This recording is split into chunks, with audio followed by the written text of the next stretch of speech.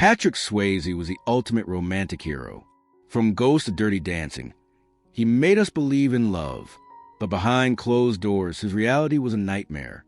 While the world saw a fairy tale, his family claims he was a prisoner.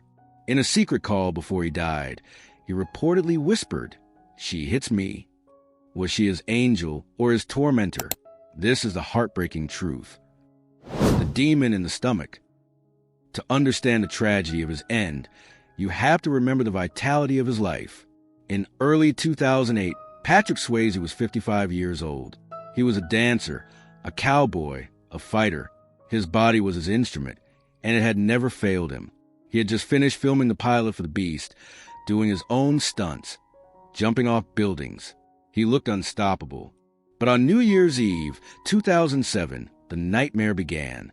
Patrick was in Aspen, celebrating with his wife, Lisa Niemi. He poured a glass of champagne to toast the future. But as he swallowed, he felt a sensation he had never felt before. He described it later as if someone had poured acid into an open wound. "It burned," he said. "It was like drinking lye." He ignored it at first. Patrick was used to pain. He had broken legs, shattered shoulders, and fallen off horses. He knew how to push through. But then came the yellowing of his eyes.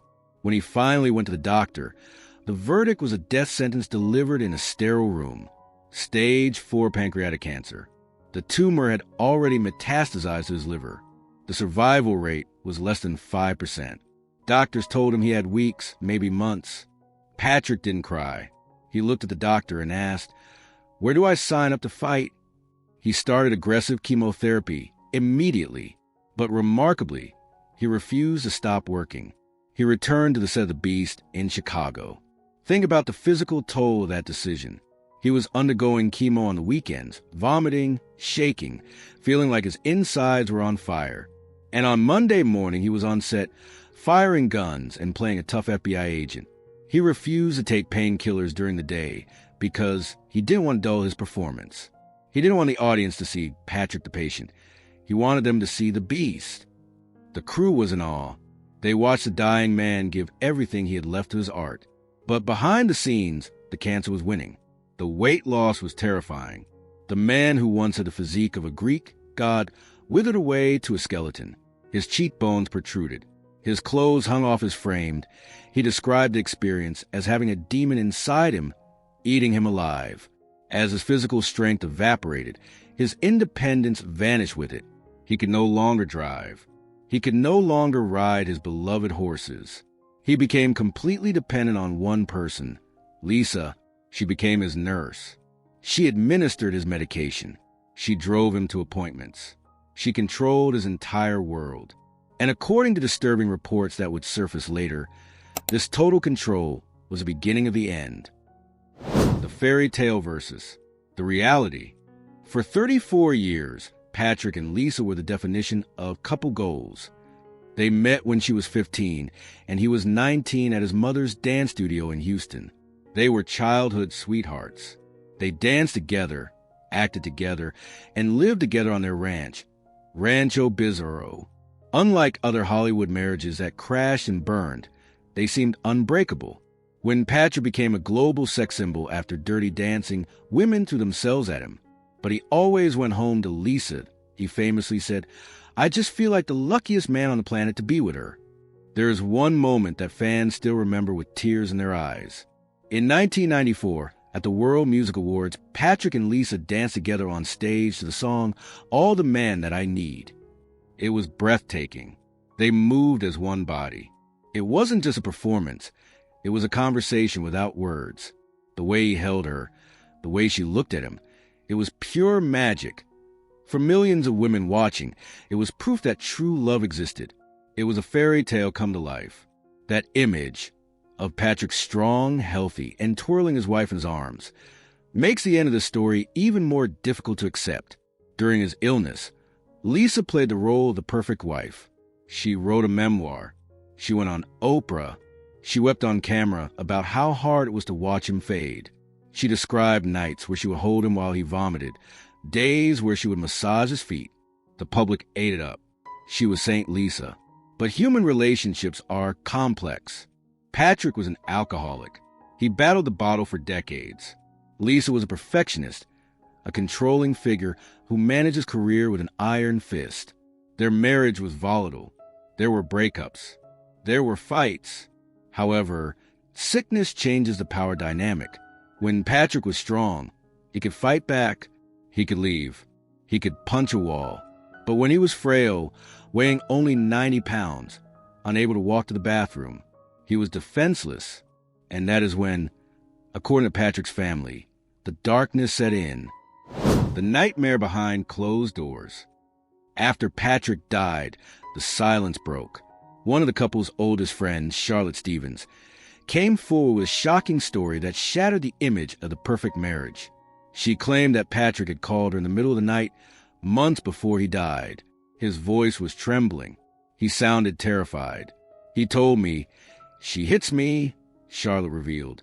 He was crying. He said he was a prisoner in his own house. Charlotte claimed that Patrick told her Lisa would physically attack him. She would scratch his arms and slap him. Why? Because she could. Because he was too weak to defend himself.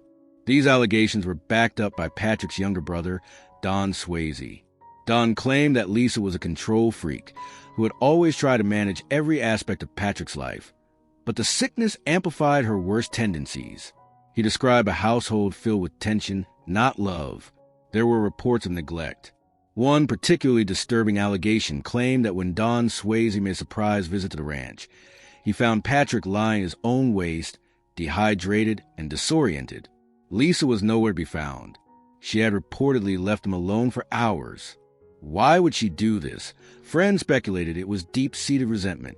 Years of dealing with Patrick's alcoholism had made her bitter. Others say it was about isolation. As Patrick grew weaker, Lisa reportedly tightened the perimeter. She controlled who could visit. She controlled who could call.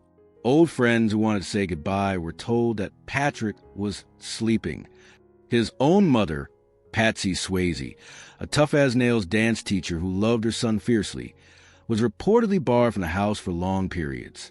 Imagine the pain of a mother, knowing her son is dying just a few miles away, but being forbidden from holding his hand. He was cut off from the people who loved him most. Lisa Niemi has vehemently denied all of these allegations. Her representative called the claims categorically false and despicable. She maintains that she cared for him with nothing but love and dedication until his final breath. But the doubt remains. Why were his lifelong friends banned? Why was his mother kept away? And why, in his final moments of vulnerability, did the strongest man in Hollywood seem so afraid? The final breath. Despite the swirling rumors, the end came quietly. September 14th, 2009. Patrick was at his ranch, the place he loved most in the world. He wanted to die there, surrounded by his horses in the open sky. He had slipped into a coma days earlier. His body had finally exhausted its ability to fight. Lisa was by his side. According to her own memoir, his final moments were peaceful. She wrote that she held his hand, played his favorite music, and whispered to him as his breathing slowed. She claimed that the last words he spoke to her were, "I love you." And she replied, "I love you. It is a beautiful ending. It is the ending we all want to believe. We want to believe that the love story from Ghost was real, because the alternative is too painful to imagine. The idea that a man so beloved by the world died feeling unloved in his own bedroom is a tragedy we don't want to accept. Patrick died at 57 years old, but the controversy didn't end with his heartbeat. In a move that deeply hurt his family, Lisa had Patrick cremated within 24 hours. There was no public viewing, no chance for his brothers or his mother to say a final goodbye. Lisa kept his ashes. She later claimed she scattered them over the ranch, but the family was not invited. They felt erased. 2 years after his death, Lisa stunned fans again. She auctioned off hundreds of Patrick's personal items. This wasn't just old scripts or posters. She sold his leather jacket from Dirty Dancing. She sold his surfboard from Point Break. But most shockingly, she even sold the wig he wore during chemotherapy. This detail enraged his family. His niece, Danielle Swayze, called it a slap in the face. She said, "It's like she's selling pieces of his soul for money." How could you sell the wig he wore when he was fighting for his life? To the family, it looked like a fire sale. It looked like Lisa was liquidating his memory to move on, and move on she did. In 2014, Lisa remarried a billionaire jeweler. She sold the ranch where Patrick had wanted to grow old. The sanctuary was dismantled. The horses were sold. The house was emptied. The memory of Patrick was packed into boxes and shipped away. The ghost. Today, Patrick Swayze is a memory, but his legacy is complicated. On screen, he is immortal. He is Sam Wheat lifting Demi Moore in the clay scene, teaching us that the spirit survives. He is Johnny Castle, lifting Jennifer Grey, teaching us to trust. He represents eternal youth, strength, and romance. But the real Patrick Swayze was a man who suffered. He suffered from the bottle. He suffered from cancer. And perhaps he suffered from a love that hurt him. His story is a brutal reminder that we never truly know what happens behind closed doors. The hero saving the world might be a victim in his own home. Regardless of the truth about his marriage, one thing is undeniable. Patrick Swayze was a fighter. He fought cancer for 20 months when doctors gave him 3. He worked until he couldn't stand.